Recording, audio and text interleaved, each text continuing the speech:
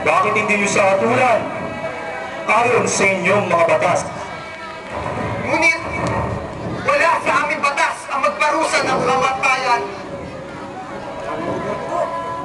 Ang tao ito ay tuturuan ng kanyang mga alagad na huwag magbayad ng buwis kay Cesar.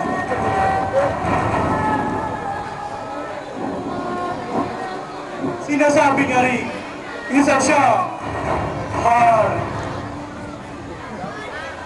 Naririnig mo ba ang sinasabi ng mga taong ito patungkol sa iyo? Ikaw ba ang hari ng mga Hudyo? Ang katanungan bang ito ay nagmula sa iyo? O may nakapagsabi lang? Ako ba'y Hudyo? Ang iyong sariling bayan at punong saserdote ay dinala sa akin upang ikay aking hatulan. Ano ang iyong ginawa? Ang aking kaharian hindi nagmumula dito. Kung dito ang aking kaharian, sa tingin mo ba, pagbabayaan ako ng aking mga alagad na mapas sa kamay ng mga Hudyo? Ang aking kaharian ay hindi sa mundong ito. Sinasabi mo ang isa kang hari.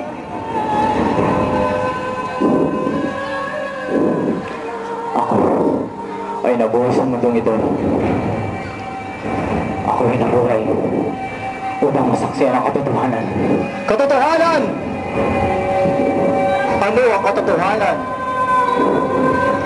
Wala akong makitang kasalanan sa taong ito. May gobernador! Siya'y nabastahan! Gobernador! Nagtuturo siya ng kahibangan sa buong Judea! Nanggaling siya ng Galilea at ngayon, nasa Jerusalem na! Nagtuturo siya sa sinasakupan ni Haring Herodes. Kung ganon, mga kawal, dali lang taong ito kay Herodes. Teka! Gobernador! Hindi niyo ba siya maaaring hatulan? Galing na para saan tayo mapunta mga Paraseo? Bakit kailangan pa siya? Si Judas. Si Judas. Kawal!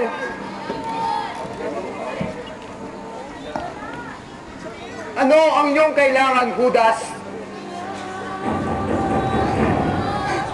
Nagkamali ako. Wala siyang kasalanan. Inosente siya. Wala kaming pakialam! Kung ikaw ay magkasala! Magpahulas! Pagkatapos mo yung magsabi ng iyong Panginoon! Hindi. Hindi! Kailangan sa pera! Binenta mo si Kristo! Nakikita mo rin ang kasalanan ng iyong Panginoon, Judas. Huli na ang lahat, Judas! Huli na! Ito na. Ito na ang mga pilak na ipinahid niyo sa akin. Kailangan niya! Ito na.